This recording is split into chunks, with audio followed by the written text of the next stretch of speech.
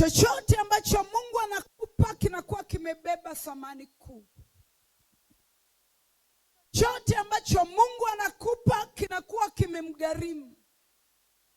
Mpaka kukufikia wewe, mpaka ukakipokea mikononi mwako, kuna gharama ambayo mbingu imeingia hata ukaweza kukipokea. Na kwa sababu hiyo tunahitaji kuwezeshwa, Bwana sifiwe, kuzimiriki hazina ambazo Mungu anatupa. Tunahitaji kuwezeshwa kuumiliki urithi ambao Mungu ametupa. Kumiliki, tulisema jana, ni pamoja na kukilinda kile Mungu amekupa. Unaposhindwa kukilinda kile kitu ambacho Mungu amekupa, moja kwa moja hauwezi kumiliki. Kumiliki ni pamoja na kukitunza.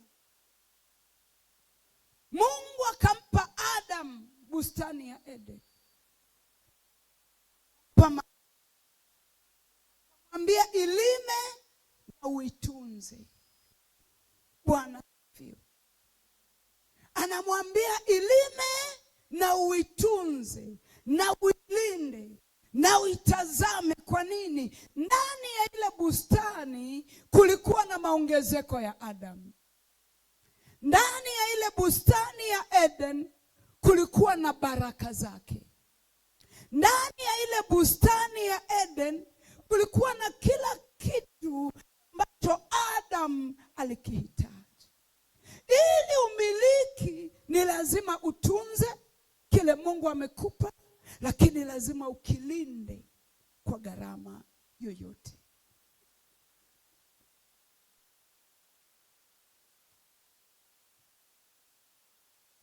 Haleluya.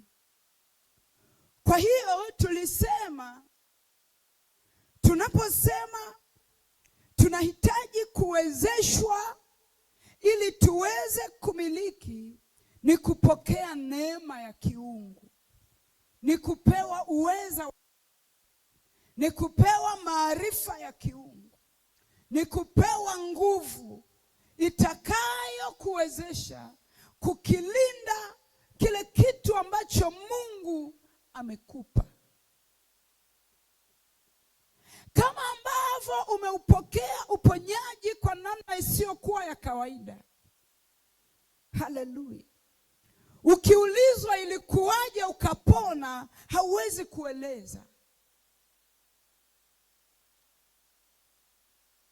Kwa sababu kuna nguvu ya kiungu iliyohusika kusababisha uponyaji kwako. Hali kadhalika, kile kitu ulichokipata kwa namna isiyokuwa ya kawaida, kwa uweza wa kiungu, kitu hiki lazima kilindwe kwa namna hiyo hiyo isiyokuwa ya kawaida. Bwana sifiwe. Ulimpata mtoto kwa njia ambazo sio za kawaida. Haleluya. Kumlinda mtoto huyu itabidi utumie njia zile zile zisizokuwa za kawaida. Kama umepewa biashara, ukiambiwa ilikuwaje, machozi yanakutoka, kwa sababu si akili zako zilihusika, si elimu yako ilihusika. Haleluya. Ni mipangilio ambayo Mungu aliipanga kwa njia za kiungu, kajikuta umeipata. Hali kadhalika, ili kuilinda biashara ile, utahitaji njia za kiungu ili uweze kuimiliki. Na ndio sababu tumesema wiki ni wiki ya muhimu sana kwetu, kuwezeshwa. Manake Mungu anatupa huu uweza, Mungu anatupa hizi nguvu kukilinda kile ambacho Mungu ametupa. Bwana Yesu asifiwe. Tunaposema kuwezeshwa kumiliki milki zetu, ni kupokea uweza wa kiungu utakao kufikisha katika miisho ya Mungu. Bwana sifiwe. Haleluya. Mungu anapokupa chochote, iko miisho yake. Haleluya. Anapokupa ndoa, hii ndoa kulingana na Mungu ina miisho yake. Miisho ya Mungu kwenye ndoa ni nini? Kifo kiwatenganishi. Bwana sifiwe. Miisho ya Mungu kwenye hii biashara ambayo Mungu anakupa ni nini? Urithishe na watoto wako, isiishie mikononi mwako. Miisho ya baraka ambazo Mungu anakubariki ni nini? Baraka hizi si kwa ajili yako tu, zitoke kizazi kimoja kwenda kizazi kingine, kwenda kizazi kingine. Hii ndiyo miisho ya kiungu, ya kwamba Mungu alihitaji kumbariki Ibrahim peke yake, na Ibrahim akaipitisha hii baraka, haikuishia kwake. Bwana sifiwe. Ilikuwa na mwendelezo. Baraka iliyokuwa kwa Ibrahim ilirithishwa kwa Isaka. Isaka akairithisha kwa Yakobo. Yakobo akairithisha kwa vizazi. Haleluya. Na kwa sababu ya nguvu ya baraka ile, mimi na wewe tumeweza kurithishwa baraka ya Ibrahim. Bwana Yesu asifiwe. Hii ndio miisho ya kiungu. Mungu anapokupa mtoto huyu umfikishe kwenye miisho ya kiungu, ya kwamba wakati unalala siku zako zimekwisha, umeona vitukuu vyako. Hii ndio miisho. Unalala ukiwa na amani. Umemlinda huyu mtoto, umemfikisha kwenye miisho ambayo Mungu alikusudia afikishwe. Ndio sababu tunahitaji kuwezeshwa. Baraka ambayo Mungu anakubariki isikomee kwako. Bwana Yesu asifiwe.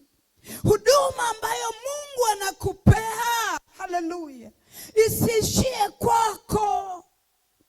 Tafuta wa kurithisha. Hii ndiyo miisho ya kiungu. Kati Musa analala, alimwandaa Joshua. Haleluya. Angeondoka bila kumwandaa Joshua, Bwana sifiwe, kungekuwa na shida kwenye huduma yake. Hii ndiyo miisho ya kiungu. Kwa nini Mungu anatafuta kutuwezesha tuifikie miisho?